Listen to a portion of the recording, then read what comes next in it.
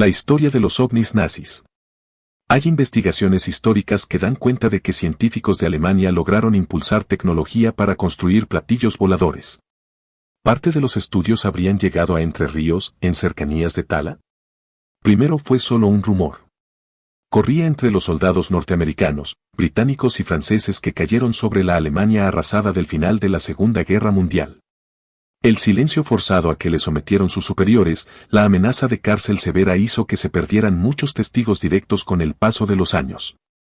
Pero algunos documentos, viejas fotografías, relatos orales transmitidos en el seno de las familias perpetuaron lo que se creía solo un mito. Sobre el final de la guerra, los nazis habían logrado la tecnología para construir verdaderos platillos volantes. Prototipos funcionales. De dos, cuando menos, se tiene documentación escrita. Uno, pequeño, llamado Onnebu, que se habría fotografiado en forma operacional. Otro, de mayores dimensiones, llamado Andrómeda, se dice que habría estado en condiciones de viajar al espacio. Ciertas fuentes aseguran que fueron desmantelados por los americanos y llevados en secreto a Estados Unidos, sentando las bases de una tecnología secreta paralela a la carrera espacial que, precisamente gracias a dos científicos también nazis, uno, archiconocido, Werner von Braun. Otro, desconocido pero un verdadero genio en las sombras, Willy Lee, se desarrollara en el país del norte. Algunos teóricos, en cambio, sostienen que en realidad esos prototipos y mucha más información fueron llevadas a una base secreta que los nazis estaban desarrollando en la Antártida. Nueva Suabia se la llamaba, y fue la razón de la mentirosa campaña científica del comandante Richard Byrd al frente de 15,000 soldados en el verano de 1947. Es un secreto a voces que se trató de una monstruosa operación militar encubierta. Es también un secreto a voces que cerca de 200 militares murieron, según los informes oficiales, en accidentes. Pero, ¿qué pruebas hay además de esos documentos que cuando menos por algunos años siguieron campeando por los cielos los ovnis nazis? Muchas. El increíble parecido del ovni aterrizado en la base británico-estadounidense de Kicksburg con The Glock, la campana, un proyecto negro nazi al que enseguida me referiré. El número sugestivo de ovnis que presentaban una esvástica en su superficie reportados a fines de los 40 y principios de los 50 y, finalmente, el inevitable parecido de la Onnebu con el ovni de Adamski y otros alimentan ese abordaje. Empero, la gran crítica que los escépticos suelen plantear, aquellos que, sin negar que los nazis llegaran a construir prototipos de aeroformas circulares pero simplemente propulsadas a retropropulsión, se mofan de suponerles una tecnología tan avanzada que fuera capaz de llevarles al espacio o alcanzar los parámetros de comportamiento que habitualmente se le asigna a los mismos y que hablan de conocimientos aplicados muy por delante de nuestra actual y más aún, la de ese momento histórico. Tecnología si realmente los hubieran tenido, los habrían empleado en combate y, merced a su superlativa performance, sin necesidad de construir grandes números, asolar, sin ir más lejos, los centros urbanos y fabriles de Estados Unidos. Simplemente y como comparación, imaginemos si en la Segunda Guerra Mundial cualquiera de los bandos en pugna hubiera dispuesto de apenas una docena de modernos aviones de combate. Bien, mi reflexión apuntará a demostrar que razonar de esa manera para excluir la posibilidad de que los nazis realmente hubieran accedido a tal tecnología peca por defecto. Recordemos en qué contexto se adquiere, según las versiones que han llegado a nosotros, el conocimiento tecnológico que permitió, según los exégetas de los ovnis nazis, desarrollar el Onnebu y el Andrómeda. Todo se fundamenta en el manejo de una fuerza misteriosa, el Vril. O no tan misteriosa, si pensamos en la fuerza ódica de von Reichenbach, el orgón de Wilhelm Reich, el prana, el ki, el manas polinésico. Y ese conocimiento no aterriza, discúlpenme el mal e inevitable chiste, entre los nazis como producto de una investigación exotérica sino como absoluta canalización esotérica. Ya que en efecto, es la sociedad Brill, Wahrheitsgesellschaft, Sociedad por la Verdad, un desprendimiento de Ultima Thule, la afamada organización ocultista que sirviera de fundamento al Partido Nacional Socialista Alemán y de la que fuera secretario de actas Adolf Hitler, la que alrededor de 1925 en reuniones de tipo mediumnímico afirma haber contactado una civilización extraterrestre la que les habría proporcionado la tecnología de conversión del Brill. Suponer que se hubiera aplicado inmediatamente la reciente tecnología basada en el Brill para inclinar la balanza del conflicto a favor de Hitler y los alemanes es una lectura simplista, que demuestra, en todo caso, el profundo desconocimiento de quien lo diga respecto de la operatoria y cosmovisión de muchas sociedades esotéricas. Sin aplicar ningún rasero moral, Es un hecho que muchas de ellas, por su propia concepción, se consideran ajenas al momento histórico, al núcleo social, a la nación o al compromiso ciudadano dentro del cual se gestan. Un miembro de muchas órdenes se debe primero a otros hermanos de orden y luego, quizás, a su país. Eso explica su crecimiento, su sostenimiento a través de los siglos y, sobre todo, su poder. Así que es ingenuo suponer que los máximos responsables de la sociedad Bril, o en lo que haya mutado durante la guerra, pondrían sus logros a disposición de su país beligerante. Quizás, sí, a disposición de unos pocos y elegidos jerarcas. Usaron el aparato industrial de la Alemania nazi, sus recursos humanos, financieros y científicos para alcanzar determinados objetivos, supongamos, transformar la información canalizada y recibida en vehículos operativos. Y luego, simplemente, se pusieron a resguardo, en este planeta, Nueva Suabia, en la Antártida, quizás solo en forma provisoria, u otros, abandonando al inmenso conjunto humano, fabril, urbano, que les fueron funcionales, a la derrota, el escarnio, la culpa, la destrucción y la muerte. ¿Experimentaron con la teletransportación? Pero ese no fue su único proyecto negro, abortado, por la derrota militar. En la abandonada mina de Venceslas, en el Sudetenland, Tagraco, la campana era el desarrollo de un aparato que quizás continuó luego siendo experimentado en Estados Unidos pero sobre el cual se discute su verdadera función, generador de antigravedad, apertura de agujeros de gusano, puerta en el tiempo o propulsor cósmico a velocidad lumínica. Este es un boceto de la historia. En 2001, salió a la venta un libro muy especial. Su título era En busca de la gravedad cero y su autor, un británico devenido investigador histórico, Nick Cook, supo presentar en él una interesante y muy bien documentada historia sobre proyectos negros nazis, tecnología extraña aún para los cánones de este incipiente siglo XXI, rumores y calificada información científica. Entre otros ítems, se proponía una explicación alternativa sobre los Foo Fighters, esas misteriosas bolas de luz de comportamiento inteligente que los pilotos aliados observaron atónitos en las postrimerías de la Segunda Guerra Mundial. Junto a un investigador polaco llamado Igor Witkowski, que ya había escrito varios libros sobre entretelones de la tecnología alemana de ese periodo, enfocaron su atención sobre una región montañosa próxima a la frontera checa, en el Sudetenland, o Baja Silesia. Allí, aparentemente, tropas especiales alemanas bajo la égida de un especial comando constituido por científicos altamente especializados y la creme de los oficiales de las SS, trabajaban furiosamente, casi sobre el final de la guerra, en el desarrollo de un dispositivo antigravitatorio. Con las plantas, se observaba que la clorofila se descomponía o desaparecía, volviendo a las plantas blancas 4 o 5 horas después del experimento. Dentro de las 8 a 14 horas, ocurría un rápido decaimiento, pero difería de la descomposición normal en que no estaba acompañada de olor. Al final de este periodo, las plantas habitualmente se descomponían en una sustancia que tenía la consistencia de grasa para ejes. En una segunda serie de experimentos que comenzaron en enero de 1945, el daño a los sujetos de prueba se redujo en aproximadamente un 12 a un 15% luego de ciertas modificaciones al equipo. Esto se redujo a un 2 o 3% luego de un segundo conjunto de ajustes. La gente expuesta al programa se quejaba de enfermedades, a pesar de su ropa protectora. Las mismas iban desde problemas para dormir, pérdida de memoria y equilibrio, espasmos musculares y un permanente y desagradable sabor metálico en la boca. El primer equipo se dijo que fue disuelto como resultado de la muerte de 5 de los 7 científicos que participaban. La campana debe haber emitido radiaciones como el infierno, dice uno de sus informantes, un tal Marcus, generando energía electromagnética en todas las frecuencias, desde ondas de radio a luz. No en vano enterraron tanto la maldita cosa.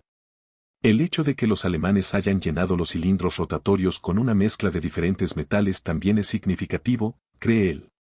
Si se pueden obtener las proporciones exactamente adecuadas, se tiene una posibilidad aún mejor de interactuar con un campo de gravedad cero. Pero sería un proceso de mucho acierto y error, avalada por un comentario de Sporrenberg.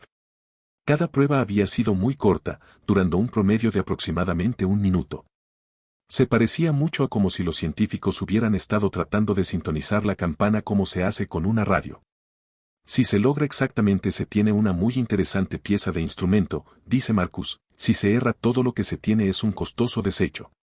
Manipúlese la inercia de un objeto y se ha extraído su resistencia a la aceleración. Póngaselo en el espacio y continuará acelerando todo el tiempo hasta la velocidad de la luz y quizás más allá de ella. Manipúlese el campo de gravedad local alrededor de un objeto y se puede obtener que levite.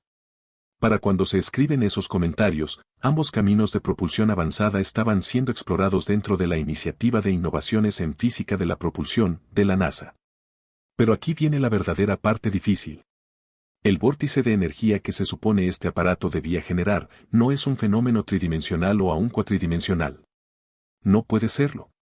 Para que un campo de torsión sea capaz de interactuar con la gravedad del electromagnetismo tiene que estar revestido de atributos que fueran más allá de las tres dimensiones de izquierda, derecha, arriba y abajo, adelante y atrás, y del campo de tiempo cuatridimensional que ellas habitan, algo que los teóricos por conveniencia le llamaron la quinta dimensión, el hiperespacio. ¿Dónde está? Cook está seguro de que la campana fue localizada por los estadounidenses y llevada a su país, donde se continuó experimentando en tiempos posteriores a la espera del momento de implementarla. La obvia pregunta de si es así, ¿por qué aún no hemos visto las aplicaciones de la misma?, tiene dos respuestas, una obvia y la otra no tanto. La primera, que la economía mundial está edificada sobre la explotación petroquímica, recién en estos años en que avisoramos su próxima desaparición comienza a hacer funcional el desarrollo de tecnologías alternativas, primero, claro, con aplicaciones militares. La otra respuesta es que sí está siendo usada, pero nos lo han ocultado y, según estos investigadores, es en el bombardero B-2 Stealth donde se emplea como coadyuvante del sistema de propulsión una pequeña generación de antigravedad. Máximo secreto militar, por supuesto. Los estudios de la dupla apuntaron a reunir evidencia circunstancial de que el resultado de tales experimentos se condecía significativamente con efectos del tipo Foo Fighter, en tanto excedían las limitaciones de la física normal, la alta cota de vuelo de las apariciones, los bruscos cambios de dirección con instantáneas desaceleraciones y aceleraciones, características que ni entonces ni en el presente pueden imitar los recursos aeronáuticos y espaciales conocidos. El punto de partida de sus investigaciones fue un oscuro libro escrito por un exoficial de las SS, de apellido Sporrenberg, titulado La Wunderwaffe 1, en edición del autor. En él se cita que la última noticia de este dispositivo era que había sido ocultado en una mina abandonada cerca de la pequeña aldea polaca de Ludwigsdorf, hoy en día llamada Ludwikowice. De hecho, consta en los registros históricos de los tribunales polacos que el oficial Karl Sporrenberg fue encontrado culpable de varios crímenes que él había cometido mientras estaba a cargo de las tropas especiales ya mencionadas. Este proporcionó en su libro información detallada sobre el grupo de científicos y su destino, cuando 62 de ellos fueron ejecutados mientras el Ejército Rojo se cernía sobre Ludwikowice, y su suposición de que el dispositivo quizás había sido enviado a último momento hacia Noruega. En tanto, Cook y Witkowski visitaron la región, que en tiempos previos a la guerra había pertenecido al Reich, donde muchas de las minas de carbón situadas en la región montañosa fueron utilizadas como instalaciones de producción para la Wehrmacht, imposibles de ser vistas por los aviones de reconocimiento. Allí, ciertamente, se produjeron algunas piezas clave de las Quinta II, en lo que se conoce como Colina del Búnker, en las afueras de la estrecha y alargada aldea que discurre a ambos lados del horrible camino solamente hasta la misma. Aquí comienza lo interesante, desde ella, nace otro, totalmente distinto, de 5 metros de ancho, hecho de sólido concreto ascendiendo lentamente las colinas serpenteantes. El visitante se encuentra primero con la típica compuerta de un polvorín, con otras del lado opuesto del montículo que alguna vez lo cubriera. La cámara en la cual se llevaban a cabo los experimentos estaba situada en una galería cavada profundamente bajo tierra. Tenía un piso de aproximadamente 30 metros cuadrados y sus paredes estaban cubiertas con baldosas de cerámica con una sobrecapa de grueso revestimiento de goma. Después de aproximadamente 10 ensayos, la sala se desmanteló y sus partes componentes fueron destruidas. Solo la campana misma se conservó. Los revestimientos de goma eran reemplazados cada 2 o 3 experimentos y eran echados a un horno especial. Cada ensayo duraba aproximadamente 1 minuto. Durante este periodo, mientras la campana emitía su pálido brillo azul, el personal permanecía a unos 150 a 200 metros de la misma. Todo equipo eléctrico que estuviera dentro de ese radio habitualmente haría cortocircuito o se estropearía. Después, la sala era empapada hasta por 45 minutos con un líquido que parecía ser salmuera. Los hombres que llevaban a cabo esta tarea eran prisioneros del campo de concentración de Gross-Rosen. Según comenta el especialista Melton W. O'Urcade, durante las pruebas, los científicos colocaban varios tipos de plantas, animales y tejidos de animales en la esfera de influencia de la campana. En el periodo inicial de ensayos de noviembre a diciembre de 1944, casi todas las muestras fueron destruidas. Una sustancia cristalina se formaba dentro de los tejidos, destruyéndolos desde dentro, líquidos, incluyendo sangre, se hacían gelatina y se separaban en fracciones claramente destiladas. Las plantas expuestas a la campana incluían musgos, helechos, hongos y moho, los tejidos animales incluían yema de huevo, sangre, carne y leche, los animales iban desde insectos y caracoles a lagartos, sapos, ratones y ratas. Los analistas que sospechan esto se fundamentan en un detalle: visto en planta, el B-2 no tiene dos extremos de alas, tiene 7, pues su borde de fuga es aserrado. Una tecnología meramente antirradar, por el contrario, necesitaría lo primero un borde de fuga sencillo para minimizar la exposición a los sistemas de detección.